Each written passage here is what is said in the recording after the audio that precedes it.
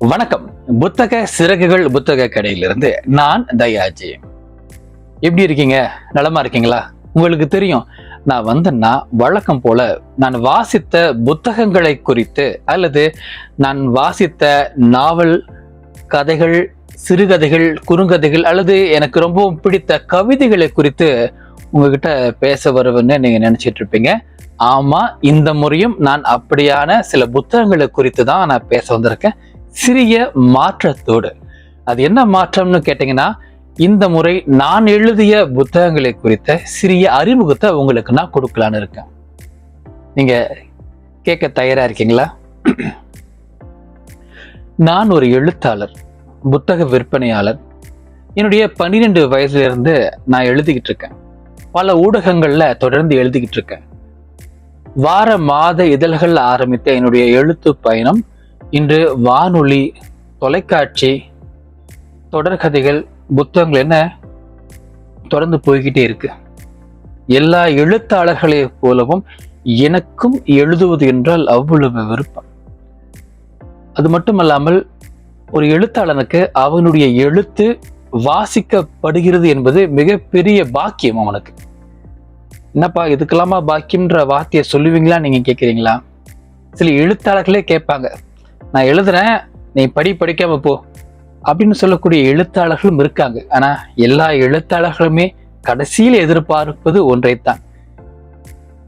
ஏதோ ஒரு மூலையில் ஏதோ ஒரு மனிதன் என்னுடைய எழுத்தை வாசிக்கிறான்ல, இதுதான் எந்த எழுத்தாளர்களுக்குமே உச்சபட்சமாக இருக்கக்கூடிய ஆசைன்னு நான் நினைக்கிறேன். நான் அப்படிதான் நம்பவும் செய்யறேன்.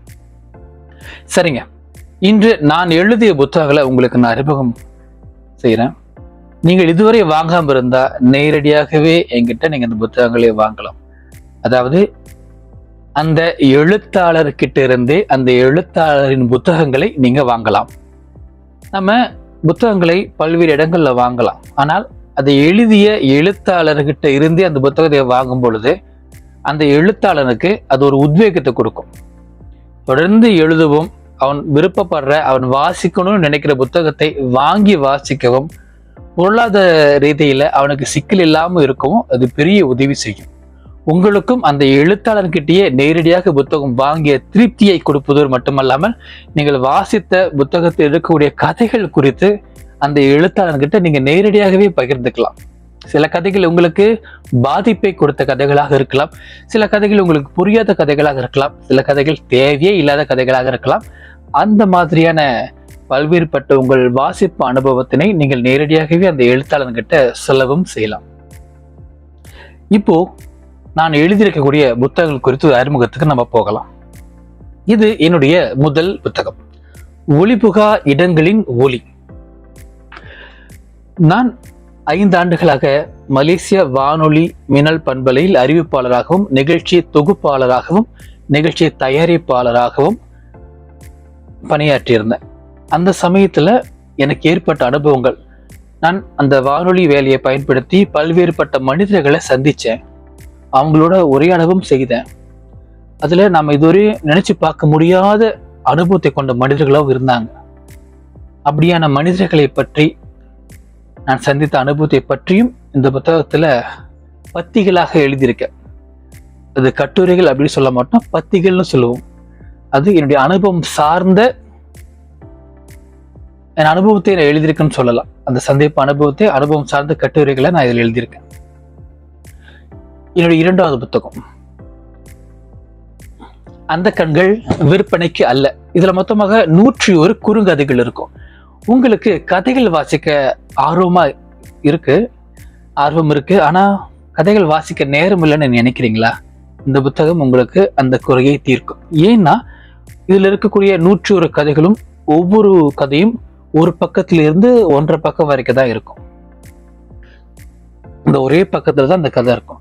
இந்த கதையை நீங்க யோசிச்சு பாருங்க, உங்களால 3 to 5 நிமிடங்களுக்குள்ள வாசிச்சிட முடியும் தானே? எதுக்காக காத்திருக்கும் சமயத்திலோ, அல்லது எங்கேயாவது பயணம் போற நேரத்திலோ, அல்லது பேருந்து நிலையத்துல நீங்க பேருந்துக்காக காத்திருக்கிற சமயத்திலேயோ கூட இதுல இருக்கக்கூடிய 2-3 கதைகளை நீங்க வாசிச்சிடலாம். ஏன்னா ஒவ்வொரு கதையுமே பாருங்களேன், ஒரு பக்கம் அல்லது 1.5 பக்கம் தான் இருக்கும்.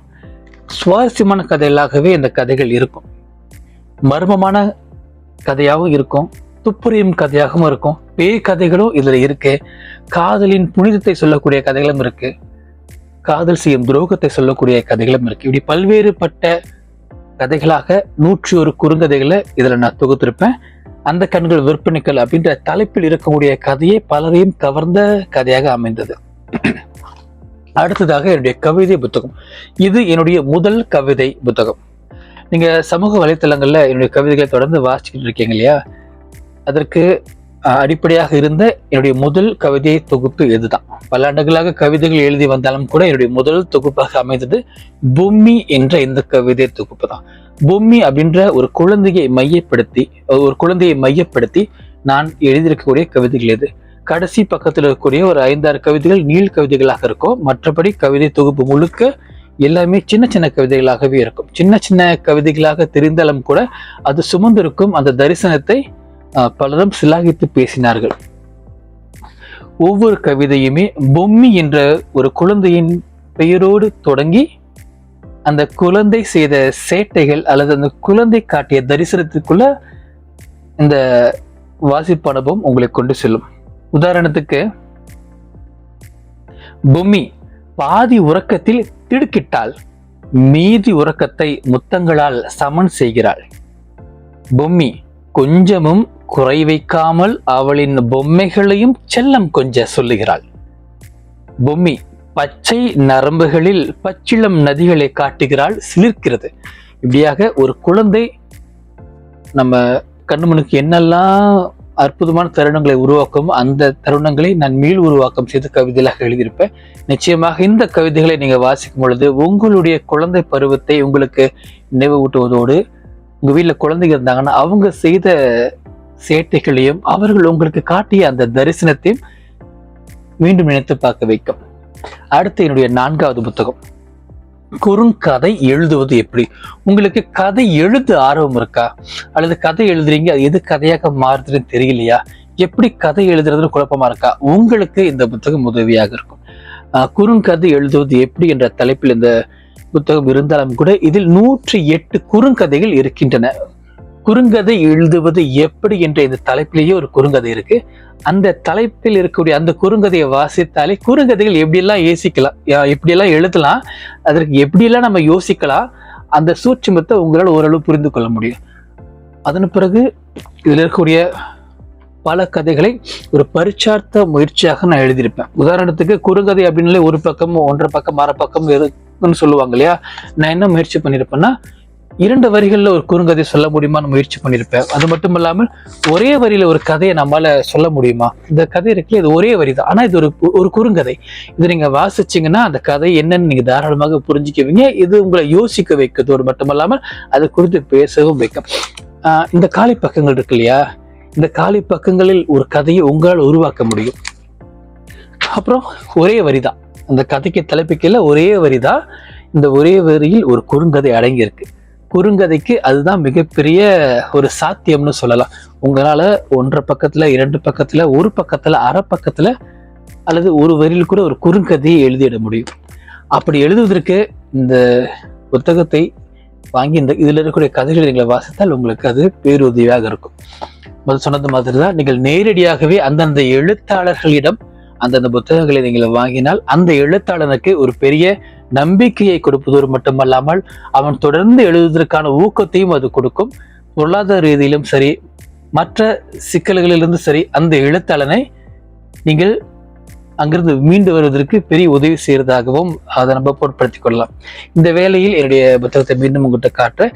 என்னுடைய புத்தகங்களை நீங்கள் நேரடியாகவே என்னை தொடர்பு கொண்டு, இந்த எழுத்தாளனை தொடர்பு கொண்டு வாங்கி உங்களுடைய ஆதரவை கொடுக்கலாம். இதற்கு முன்பாக என்னுடைய புத்தகங்களை வாங்கி நீங்கள் ஆதரவு கொடுத்தமைக்கு உங்களுக்கு அன்பும் நன்றியும். என்னுடைய அடுத்த புத்தகத்துக்கு நீங்கள் தயாராக இருங்கள். நன்றி, வணக்கம்.